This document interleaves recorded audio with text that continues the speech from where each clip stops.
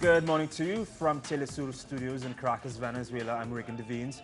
Thank you so much for being with us here on From the South. All week we've been covering the highly anticipated meeting between the presidents of Venezuela, Nicolas Maduro, and Colombia, Juan Manuel Santos. It took place in Quito, Ecuador just yesterday, and the presidents have agreed to certain terms. After hours of talks that were mediated by Presidents Tabaré Vázquez of Uruguay and Rafael Correa of Ecuador, Maduro and Santos have agreed to gradually normalize the border and to hold ministerial meetings in Caracas about the situation there. The meeting hasn't been without complications and difficulties due to the delicate and sensitive issues, but we demonstrated that with political will, it is possible. Both presidents agreed on a 7-point program to bring peace back to the border. The ambassadors of both countries are to return to their posts immediately. Normalization of the border will also include reopening of the crossing points. Additionally, they agreed to promote peaceful coexistence between both countries with respect to their sovereignty, among other agreements. President Santos explains.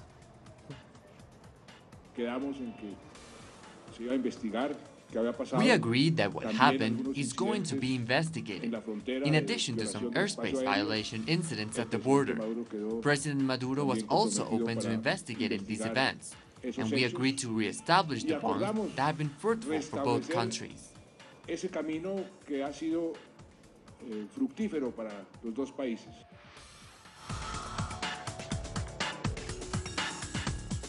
In Argentina, ruling party presidential candidate Daniel Scioli has vowed to seek at least $30 billion in investments per year over the next 4 years to develop the stagnant economy if he does win October's elections.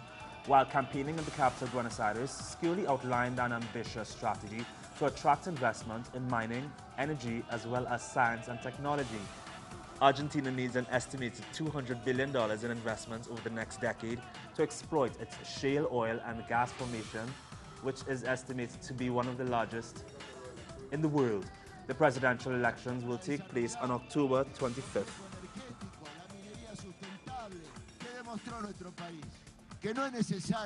What has our country shown? That it's not necessary to pay vulture funds to access international financing to underpin social and productive infrastructure to improve logistics and transportation. Let it be clear, we will continue to work to pay 100% of our international creditors, but under conditions which are fair, legal, equitable, and sustainable. President Evo Morales declared a vigil and ordered all state institutions and unions to raise the flag of maritime claim. This as the country awaits a decision by the International Court of Justice in The Hague. On September 24th, the court will decide whether or not it will be able to address the demand by Bolivia against Chile for an outlet to the Pacific Ocean. Morales said the vigil will last 2 days until the court makes its decision. He said he was confident that the outcome would favor his country.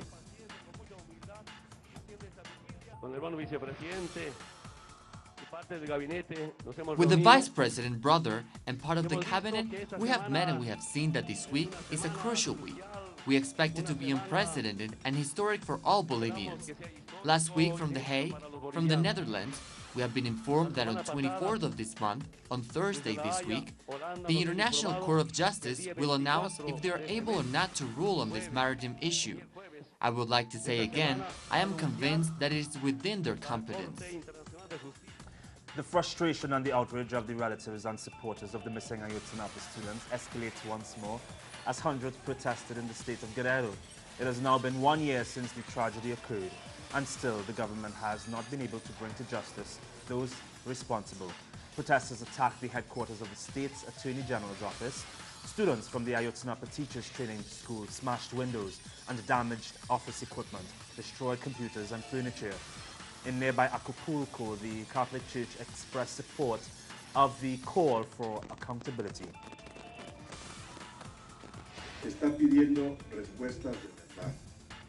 They are asking for real answers, and this is what we continue to insist on.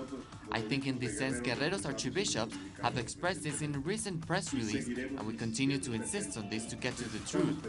And what they want is results, those responsible for what happened, and that they are judged by institutions in a way that can bring justice. Violent protest action also took place in the Brazilian city of Goiânia. Demonstrators there are demanding improvements in transportation services in the city and surrounding areas. Thick black smoke could be seen rising up from flaming buses, forcing a highway close that leads to the city for about 6 hours. Several city buses were completely engulfed by flames and many others were seriously damaged by rocks and other objects hurled by vandals who, witnesses say, infiltrated the rally.